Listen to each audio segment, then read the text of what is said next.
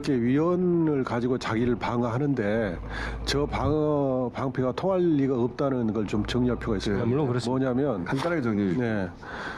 그 실정법은 합헌이 추정이 돼요. 네. 그 실정법이 위헌이라고 판단할 수 있는 권한은 1차 권한은 법원이 가지고 있고 최종 권한은 헌법재판소가 가지고 있어요. 네. 검찰총장은 실정법을 집행할 권한과 의무만 있는 거예요. 그렇지. 근데 검찰총장이 이건 위헌이다. 자기가 권한도 없이 판단해가지고 위헌이니까 즉시 항고하지 마라고 지시를 했단 말이에요. 네. 그렇기 때문에 이것은 직권남용 피하기 어려워요. 아주 명쾌합니다. 네, 맞습니다. 자기가 헌법재판관도 아니면서. 예. 자, 그러면 그렇게까지 한 이유가 뭘까? 이 얘기인데, 왜냐하면 이 수사는 결국 그 사람들을 밝혀내야 되는 거잖아요. 신문영 혼자 이 잘못했구나 해서 그 직권남용했구나 여기서 끝날 게 아니라 그 사람이 왜 그렇게 이 어려운 일을 했을까? 70년 만에 처음으로 그거를 시킨 사람 혹은 그렇게 생각하도록 만든 사람이 있고 그 사람들이 이 검은 디자이너로서 이 책임을 져야 되는 거 아닙니까? 같이? 그렇죠. 이걸 내란 동조 세력 아닙니까? 예. 특검 수사는 아마 거기에 집중하고 있을 겁니다. 네. 그죠? 누가 압력을 넣느냐 이 부분. 검찰총장 정도 되는 사람이 이거는 여러 가지 가능성 생각해봤겠죠. 이거는 탄핵 기각될 수도 있겠는데 저 사람들이 저렇게까지 노력하는데 탄핵이 기각 안 되더라도 대선까지 가는데 이거는 또 대법원에서 유죄를 확정해 버린다든가 혹은 뭐 무죄여도 파기환송을 한다든가 그때까지 아직 안 나왔을 테니까 그렇게 해가지고 이재명 대선 못 뛰게 할 수 있는 힘이 있지 않나 저기에? 그러니까 사실 그 무렵에 저희 당에서도 많이 얘기했던 게 법조인 몇 명만 마음을 먹으면 향방을 바꿀 수 있다. 그렇게 헌재, 법원, 검찰 요쪽에 몇 명만 그죠? 몇 명만 딱 얘기가 되면 또는 헌재 3명만 마음을 바꾸고 예, 몇 명만 딱 이신전심으로 꼭 얘기할 필요 없이도 얘기는 한 것 같아요. 예, 그리고 그렇게만 돼도 그 당시에 모든 향방을 바꿀 수 있다. 그런 지금 우려를 저희들이 많이 갖고 되돌아보면은 네. 대선에서 여기까지 온 게 기적적이에요. 이 사람들이 산 하나 넘어 또 산이 있고 산 하나 넘어 계속 넘어. 일정상 이제 3월 7일인가 지금 그 구속 취소 결정이 있었고 뭐 이렇게 됐잖아요. 그다음에 4월 달에 이제 파기환송이 있고 이런 일정만 놓고 보면은 검찰총장의 어떤 정보력이나 그쪽에 만약에 진짜 저는 그런 게 좀 움직였을 거라고 봅니다. 파기환송까지. 그럼 그 정도 정보는 충분히 갖고 있어. 적어도 이재명 대통령은 못 살아난다. 이 정도의 확신은 있지 않았을까 이런 생각이 좀 들어요. 그래서 그 부분이 이제 검은 디자이너에 의한 거에 그 탄핵까지도 이게 기각될 거라고 생각했던 간에 적어도 대부분의 파기환송심은 정말 이례적이고 지금 정치에 개입한 사건이잖아요. 그래서 그 부분 이너서클 간에는 저는 정보의 교환은 좀 있었을 것이다. 그러니까요. 실제 최근에 보면은 대통령실도 살아서 움직였었던 네. 거로 보이잖아요. 보고도 하고 회의도 하고. 자기들은 돌아올 걸 확신하고 있었어요. 제 생각에 그렇게 된다는 것은 대통령실과 밀접한 관계가 있는 국정원도 살아서 움직였을 가능성이 있고 등등등 많은 네트워크가 움직였을 가능성이 권력은 그대로 계속 있었어요. 지금은 예. 많이 정리가 됐는데 이제 저쪽 진영의 큰 무기, 큰 구조 틀은 두 개 있던 것 같아요. 헌재에서 3대5 보수 헌법재판관 3은 우리를 편들 거다. 그걸 확신한다. 이런 3대5 구조를 만들고 그래서 마은혁을 투입하면 3대5 구조가 무너지기 때문에 마은혁을 잡으려고 했고 마은혁만은 막아야 그래서 된다. 헌법재판소는 그렇게 해서 막고 그 다음에 이제 대법원에서는 이재명 민주당 후보를 선거법으로 아웃시키고 그렇게 하면 판을 뒤집을 수 있다.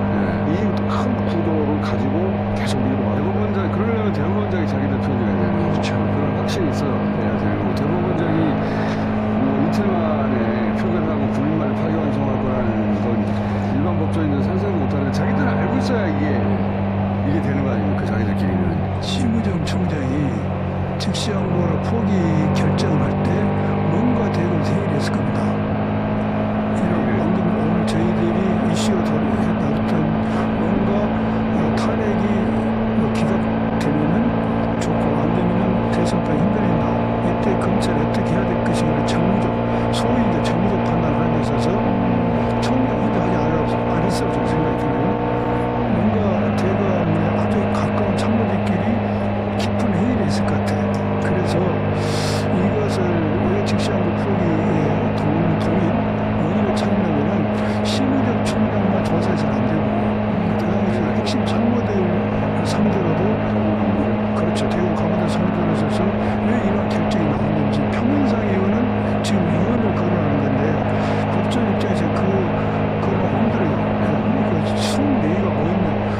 내심이 뭐였는지에 대해서 분명히 저는 대관에서 깊은 회의가 있었을 것 같아요. 검찰총장한테 그 직제상 영향을 줄 수 있는 사람은 민정수석, 법무부 장관 이런 사람들 아닙니까? 그렇죠. 예. 그렇죠. 근데 참모들 우리가 듣죠. 이래서 일선이 가장 검은 디자이너가 직시하고 포기해. 이렇게 지시를 내렸다 가정했을 때 총장 입장에서는 그냥 자기 혼자 결정하지 않았을까 생각해요. 그렇죠. 위험한 거니까. 위험하니까. 대단히 위험한 친한 거니까. 대검의 참모들하고 뭔가 누군가 이렇게 하는데 어떻게 하면 좋냐 이런 회의를 했을 것 같아. 그래서 이런 배경을 찾으려면은 심의정 총장만을 조사하는 것보다는 입체적으로 그 대검에 주요한 참모들도 확인을 해야 되지 않냐 그런 생각이 들어요. 법무부 장관하고 그 민정수석 외에 또 있습니까? 그 직제상으로 영향을 줄 수 있는 직계상으로 영향을 줄 수 있는 사람은 사실상 없죠. 분명히 들어가 있으니까. 그 사람 외에는 없는 거죠. 근데 사실은 뭐 직제상은 그 당시에는 저는 크게 중요하지는 않을 것 같고요. 이제 문제는 그쪽 이너서클, 그 검은 디자이너라고 말씀해 그렇다면 직제상으로도 그렇고 또 개인적으로도 가까운 사람이에요. 아주 가까운 사람이에요. 이어야 하죠. 이런 얘기 하는 예, 알겠죠. 그래서 이런 대원이 이런 걸 감안해라. 그래서 한 번만 이렇게 되면 이제 누군지 저는 짐작이 되는 바가 있는데 누군데요? 직제상에 있는 사람입니까? 직제상에 없는 사람입니까? 저는 이제 짐작은 직제상에 있는 사람으로서 가까운 사람이 저도 그럴 서로 얘기를 그러니까 하다 이렇게 흘러가고 있다 지금. 왜냐하면 바깥에 누군가 있어도 결국은 그 직제를 통해서 그래서 얘기가 들어가야 되잖아요. 전체 판을 돌아가는 것을 지금 누가 관장하고 보고 있는 사람이 있고 이렇게 지금 움직이고 있으니 참고해라 정도 얘기는 했을 거. 직제상에 있는 사람은 지금 두 사람밖에 안 되는데 여러분 둘 중에 한 사람입니까? 저는 그렇게 짐작합니다. 네. 저는 네. 두 분이 그러면 직제상 있는 둘 중에 한 사람이 가능성이 높지 않냐고 각오하고 얘기해요. 아 근데 둘 중에 하나니까 하나 믿으라고 짐작합니다. 네. 이렇게 되면 어떻게 여기 올라타십니까? 아니면 버립니까? 선택하십시오. 아니 그 사람 수사에 좀 도움을 주려고 하는 건데 우리가 그 사람이 갑자기 그 자리에 갈 때도 얘기가 많아요. 그렇죠. 왜 저 사람이 갑자기? 그럼 이야기가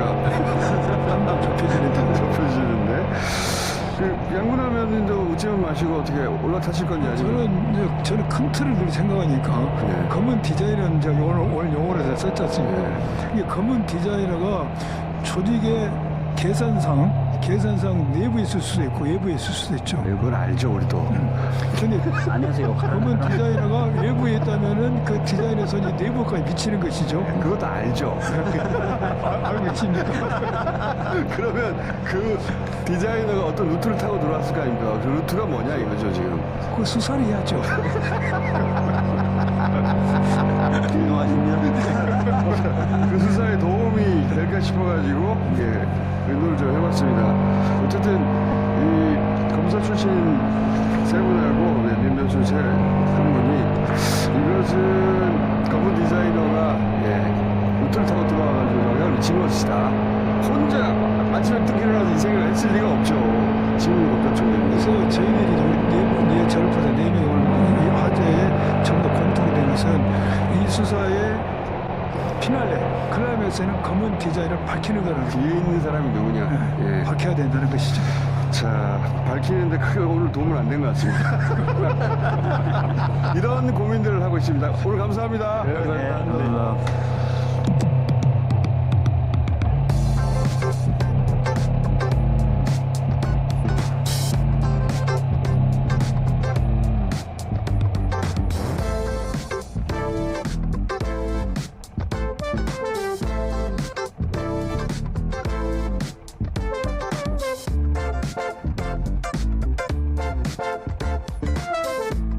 자, 가장 핫한 코너 홍사훈, 노영희, 김영남, 주진우 안녕하십니까? 네, 안녕하세요. 네.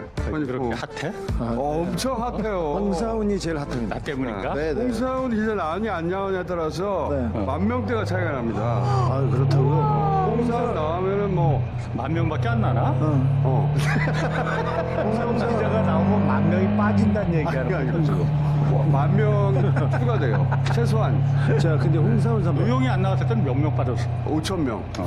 홍사훈 선배님, 어? 이제 오늘부터는 이제 선배님의 비전 그리고 이슈. 아젠다. 아젠다. 아니 그러니까 그거는 봐서. 그러니까 또 봐서래 또 그런 거 아, 아니고. 일단 뉴스가 우선이니까 그걸 먼저 하고 그러니까 제가 어쨌든 하는 건 우리가 여기서 네. 이렇게 웃고 나도 이거 즐거워요. 그런데 이런 것도 좋지만은 어쨌든 나중에 얘기하세요, 그거는. 왜 지금 그러지 말라고. 아니, 요 앞에 신무정 검찰총장 왜 그랬냐 그 얘기 했는데 이제 뒤에 누가 있을 것이다. 검은 디자이너가 있을 것이고 그 검은 디자이너의 뜻이 그 직책에 있는 사람을 타고 들어온 게 아니겠느냐. 직책에 있는 사람은 법무부 장관이나 민정수석인데 여기까지 얘기했거든요. 그러니까 신무정 검찰총장이 어느 날 갑자기 벌떡 일어나 70년 만에 처음으로 갑자기 즉시한 거 안 해? 하고 이랬을 일은 없잖아요. 그렇죠. 분명히 영향을 받은 것 같은데 어떻게 이건 생각하세요? 조금 그 속된 표현으로는 코가 깨었다 이렇게 표현해요. 약점설 뭐 그게 가장 유력하지 않을까 싶은데요. 어떤 왜냐하면 약점입니까? 심우정 총장이 절대 바보는 아니잖아요. 적어도. 그러니까 검찰총장이 된 사람이니까. 아니 그리고 뭐 그 보직 경로도 훌륭했어요. 물론 뭐 이런저런 요인이 작용했겠지만 그래도 일 잘하고 똑똑하다고 그래서 그 평검사 때부터 이제 좋은 보직 경로를 밟아서 결국엔 검찰총장까지 간 건데 정말 엉뚱한 결정을 했단 말이에요. 이해하기 어려운. 그건 다 이유가 있을 수밖에 없는 거죠. 그 심우정이 거부할 수 없는 몇 사람이 있는데 그 중에 하나는 김주현 수석이고요. 민정수석? 특수관계. 네, 특수관계죠. 김주현은 김주현이 검찰국장일 때 과장으로 데리고 있었던. 예. 그리고 그러면 설국 과장. 신복 만약에 블랙 디자이너가 있다면 그쪽을 라인을 타고 왔을 것이다.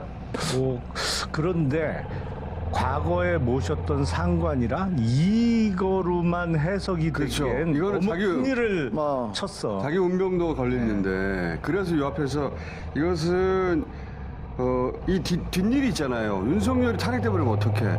이재명이 대통령 돼버리면 어떡해. 바로 이런 일이 벌어진단 말이야. 그러니까 윤석열 탄핵도 기각되고 탄핵이 기각이 안 되더라도 이재명 후보는 박탈될 것이다. 이렇게 생각해야 여기까지 갈 수 있지 않느냐. 그러니까 그런 사람들 이게 원래 그 머리 좋은 사람들이 되게 본인의 안위 내지는 이익에 민감하단 말이에요. 근데 그런 사람들을 설득할 수 있었던 시나리오가 있었던 그렇겠죠. 거지. 예. 그 시나리오가 없으면 절대로 그렇죠. 설득이 안 되죠. 저는 그때 김주현 민정수석을 우리가 좀 파봐야 될 필요가 있는데 김주현 수석이 생각보다 이